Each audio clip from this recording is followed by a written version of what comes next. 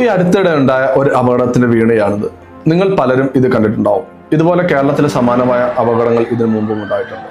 തിക്കിലും തിരക്കിലും പെട്ടാൽ എങ്ങനെ അതിജീവിക്കണമെന്ന് professional crowd controller ശുപാർശ ചെയ്യുന്ന 7 പ്രധാന കാര്യങ്ങൾ ശ്രദ്ധിക്കാം. 1. തിരിഞ്ഞു നോക്കരുത്. നിങ്ങളുടെ കയ്യിൽ നിന്ന് എന്തെങ്കിലും സാധനം താഴെ വീണാൽ കുനിയോ തിരിഞ്ഞു നോക്കിയോ ചെയ്യരുത്. ഒരു തള്ളലിൽ നിങ്ങൾ നിലത്ത് വീഴാം. നിലത്ത് വീഴാതെ നിങ്ങളുടെ കാലുകൾ ഉറച്ചു നിൽക്കുകയും കൂട്ടത്തിനൊപ്പം മുന്നോട്ട് നീങ്ങുകയും ചെയ്യുക. 2.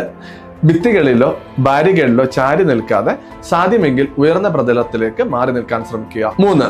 കൈകളെ നെഞ്ചിന് കുറുകെ പിടിക്കുകയും കാലുകളെ അകറ്റി വയ്ക്കുകയും ചെയ്യുക. ഈ ബോക്സർ സ്റ്റാൻഡിംഗ് നമ്മളെ ലങ്സിൽ ഞെരുങ്ങുന്ന പ്രഷറിൽ നിന്ന് സംരക്ഷിക്കാൻ സഹായിക്കും. 4. നിങ്ങൾ നിലത്ത് വീഴുകയാണെങ്കിൽ തല മറച്ചുകൊണ്ട് ചുരുണ്ടുകൂടി കിടക്കുക. മലർന്നു കിടന്നാൽ ഇന്റേണൽ ഓർഗൻസിന് ഗുരുതരമായ ക്ഷതം സംഭവിക്കാൻ സാധ്യതയുണ്ട്.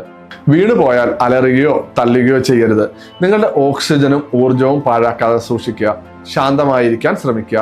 പുറത്തേക്ക് കടക്കാനുള്ള വഴികൾ ശ്രദ്ധിക്കുകയും ചെയ്യുക. തിരക്ക് കുറയുമ്പോൾ സൈഡിലേക്ക് മാറുക. തള്ളലിന് ശേഷം തിരക്കൊരു ചെറിയ അയവ് വരുമ്പോൾ ആളുകൾക്കിടയിലെ വിടവിലൂടെ വശങ്ങളിലേക്ക് നീങ്ങാനുള്ള അവസരം ഉപയോഗിക്കുക. 7.